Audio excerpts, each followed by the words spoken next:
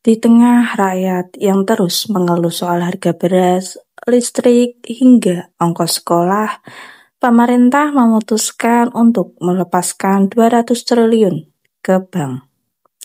Bukan angka kecil, bukan percobaan biasa, ini adalah taruhan terbesar Kementerian Keuangan dalam sejarah Selama ini ada di Bank Sentral, kebanyakan ada 430 triliun, saya pindahin ke sistem perbankan. 20 triliun itu akan nyebar di sistem supaya uangnya bisa tumbuh dan ekonomi bisa jalan lagi. Menteri Keuangan Purbaia Yudi Sadewa menyebut langkah ini sebagai solusi atas syaratnya likuiditas. Menurutnya, selama ini bertahun-tahun ada kesalahan besar dalam pengelolaan fiskal dan moneter. Uang beredar kering, pasar lesu, daya beli merosot. Ekonomi memang tumbuh, tapi rakyat tidak benar-benar merasakannya. Maka 200 triliun ini kini dikeluarkan dari tabungan pemerintah untuk dipaksa hidup di tangan perbankan. Dia akan terpaksa mencari return yang lebih tinggi dari cost-nya. Disitulah mulai pertumbuhan kredit tumbuh. Jadi saya memaksa market mekanisme berjalan dengan memberi senjata ke mereka. Jadi memaksa perbankan berpikir lebih keras untuk bekerja supaya dapat return yang tinggi. Logikanya sederhana. Bank tidak akan membiarkan uang ini tidur.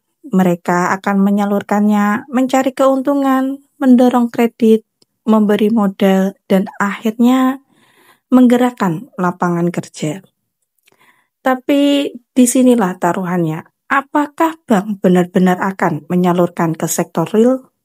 Ataukah uang ini hanya berputar di lingkaran elit finansial?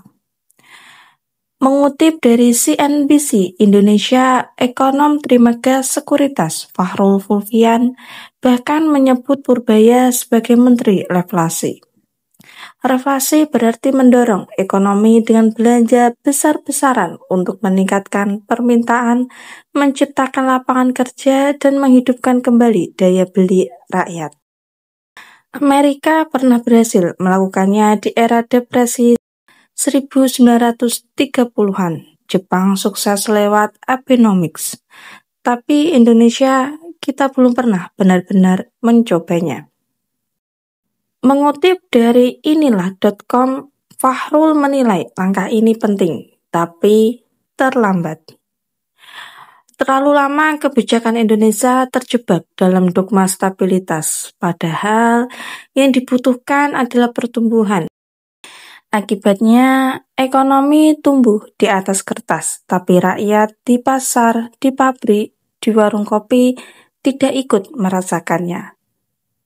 Lebih jauh lagi, Fahrul mengingatkan, sekedar menaruh dana di bank tidaklah cukup. Pemerintah harus mempercepat belanja nyata, membangun rumah rakyat, memperkuat koperasi, serta memberikan insentif untuk perusahaan padat karya. Bahkan membantu pengusaha membayar sebagian gaji pegawai baru agar berani merekrut pegawai baru. Karena masalah kita bukan hanya produksi, tapi permintaan.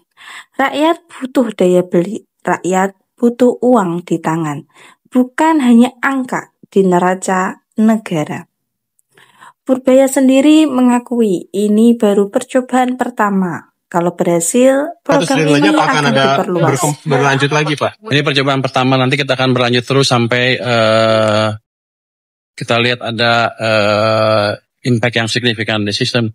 Nanti saya akan ngomong dengan Ibu Ruby untuk... lagi, percobaan ini bukan percobaan kecil. Ini adalah taruhan. Taruhan bahwa 200 triliun tidak akan hilang sia-sia.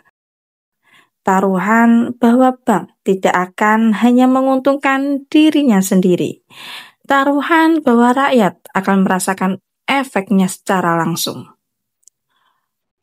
Apakah ini akan menjadi senjata pamungkas yang membangun ekonomi di Indonesia? Atau justru menjadi taruhan nekat yang membuat uang rakyat kembali tersangkut di lingkaran elit?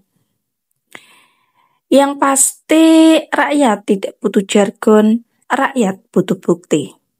Dan sekarang Kementerian Keuangan sedang meletakkan taruhan 200 triliun rupiah untuk menjawab itu semua. Jangan lupa like and share ke teman-teman kalian supaya teman-teman kalian juga tahu berita terupdate baik dalam dan luar negeri. Terima kasih.